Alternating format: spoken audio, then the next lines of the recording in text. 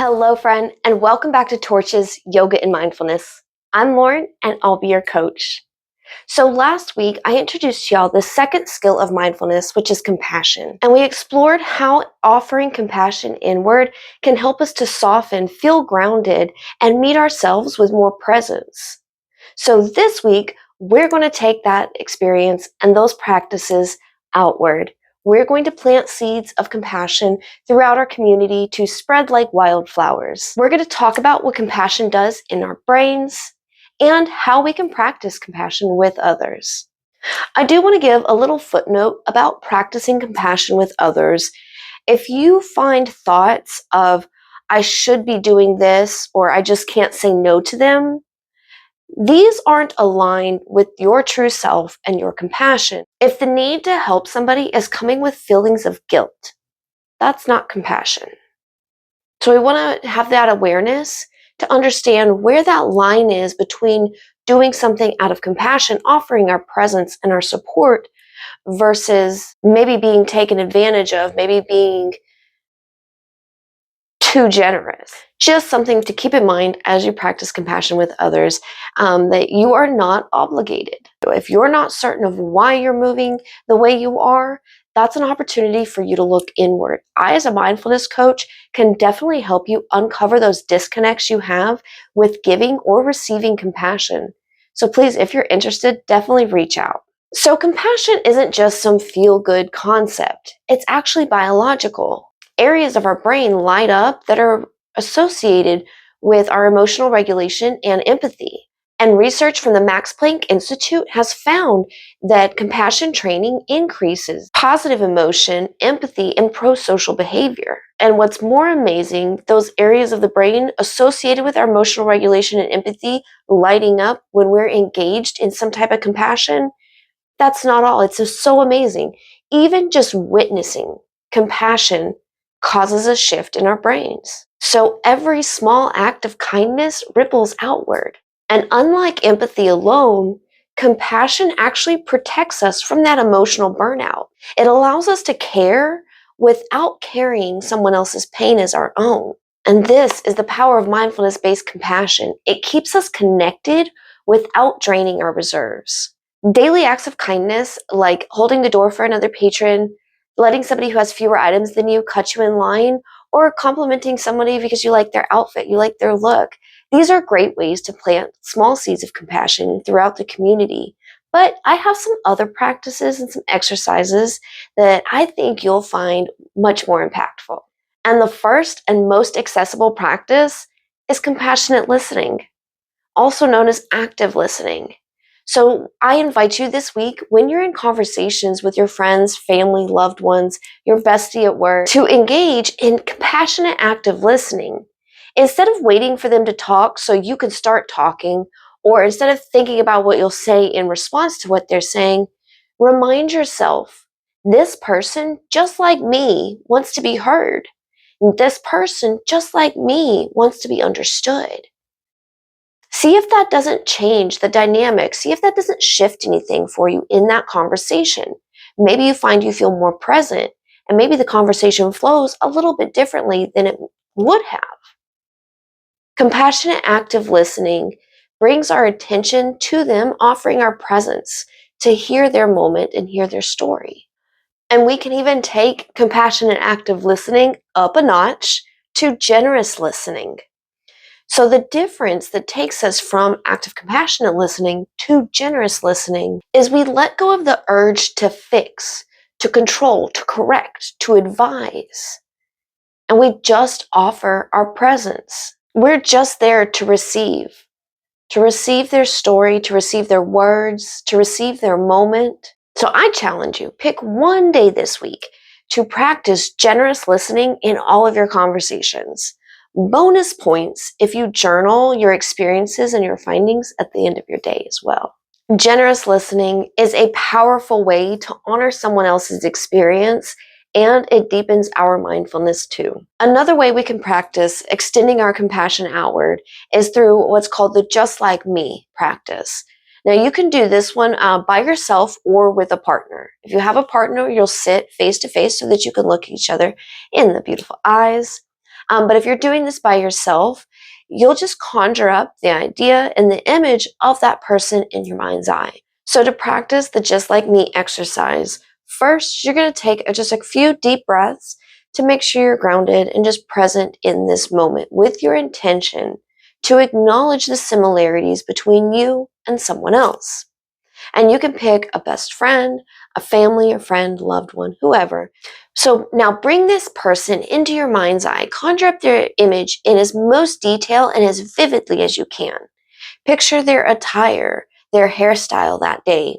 Make sure you have all the details of any facial hair, scars, tattoos, makeup styles, anything like that.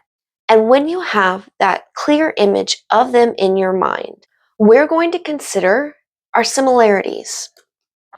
I'm going to read from my page here because there's several. And you can do this with whatever feels right for you. Conjure the image, or if you're sitting across from someone, you can just sit in silence, looking and gazing into each other's eyes, considering this person is a fellow human, just like me. This person has a body and mind, just like me. This person has emotions and thoughts, just like me. This person has felt sadness, anger, disappointment, and loss, just like me. This person has experienced joy and happiness, just like me. This person wants to be happy and healthy, just like me. Just like me. Our world is so set on division. Our minds automatically categorize people. They automatically start this othering process, the us versus them. Compassion invites us to recognize our similarities. And when we practice recognizing the similarities we have with people that we consider the others, the not us, we'll see that there are more similarities than there are differences. Practicing the Just Like Me exercise, whether you're doing so by picturing somebody in your mind or if you're sitting across from them, is a wonderful way to cause that shift in our brain. And even if they're not right in front of us, to deepen the connection we have with this person and deepen our understanding of our interbeing. Okay, I have one more exercise for us to practice sending our compassion outward, and that's a loving kindness meditation, also called metta. This one's very similar to the Just Like Me. So similar to the Just Like Me practice, we're going to start, of course, with a few grounding breaths to make sure we're present and centered here in this moment, and we're going to bring our full attention to our compassion. I like to place my hand on my heart center, and that helps me connect with my compassion. When I can feel my heartbeat and I can feel my breath, my interconnectedness, and my inner being. And this practice doesn't have to be a long one. I like to do it when I'm waiting for the shower to heat up or if I've got just a few minutes before I head out of the house in the morning. So first, like I said, we're going to bring our attention to our compassion, and we're going to give that compassion inward first. And maybe say a few words if it feels right. Whatever comes up, I like to use, may I be safe, may I be well, may I be at ease. And then we're going to bring up somebody who's very close to us, somebody near and dear who it's easy to love and give compassion to. And we're going to offer those well wishes towards them. May they be safe, may they be well, may they be at ease. And then we're going to bring somebody up who's neutral. Maybe you have like a regular cashier at your corner store that you see often, or a neighbor, somebody you see, but you don't really know. And we're going to offer them these well wishes. May they be safe, may they be well, may they be at ease. And then we're going to think of somebody who we find difficult or challenging. Somebody who we find it hard to give compassion to, and bring their image into your mind's eye. Maybe take a deep breath. May they be safe. May they be well. May they be at ease. Now, this one can bring up a lot. Offering loving kindness to someone who has hurt us does not mean we are excusing their behavior. It does not mean we are giving them a free pass. And it does not mean what they did was okay. What it does mean is we're giving ourselves permission to stop carrying the heaviness of resentment. We're choosing to free our own hearts from the bitterness, the tension, and the replaying of what went wrong. If you find it impossible to offer these well wishes to somebody who has hurt you, that is perfectly fine. While it's something we would like to work towards, that step that'll get you from inability to give compassion, the inability to free your own heart, is to seek understanding. Again, not to understand and excuse away why they did what they did, but considering what brought them to that point. By considering the causes and conditions, by seeking to understand, we can find compassion. And when we find ourselves able to give that compassion, even to those who have wronged us, we are able to free ourselves. And that, my friend, is not weakness. That is powerful. That is compassion in action. And like all mindfulness practices, it takes time. It's a practice, so be kind and be patient with yourself as you move through this.